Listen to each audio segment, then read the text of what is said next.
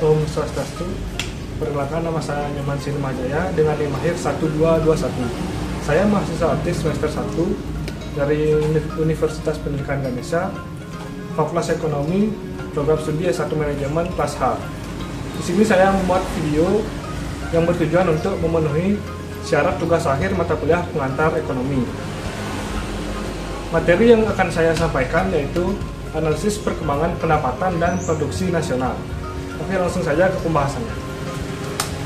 Baik, yang pertama adalah pendapatan nasional atau national income.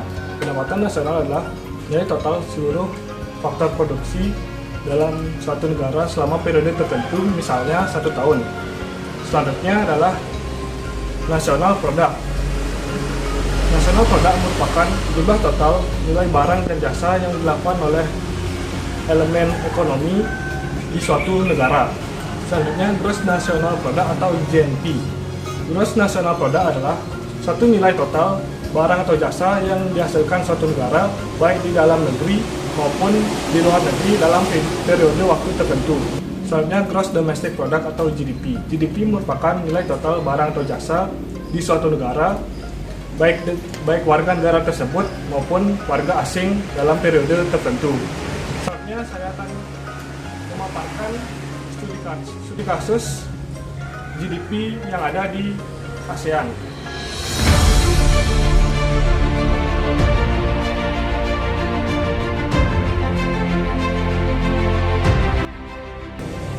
Pandemi COVID-19 memberikan dampak negatif di perekonomian global, tidak terkecuali di negara-negara ASEAN.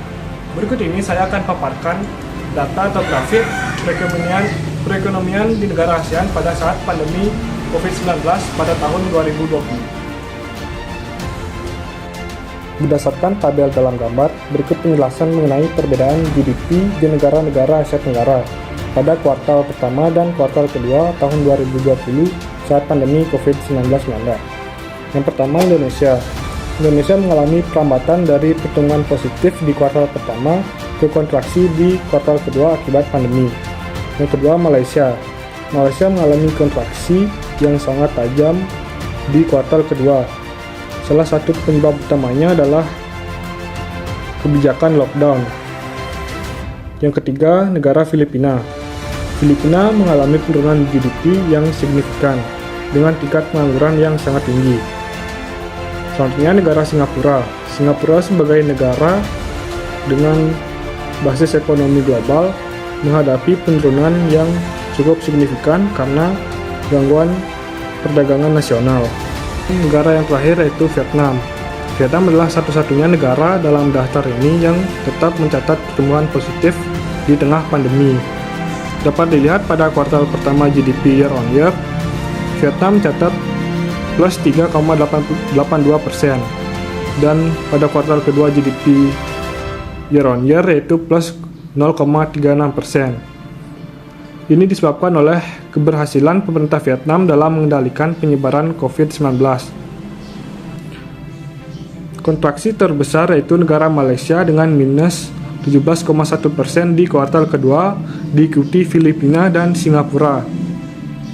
Pertumbuhan positif Vietnam berhasil mencatat pertumbuhan meskipun melambat secara signifikan.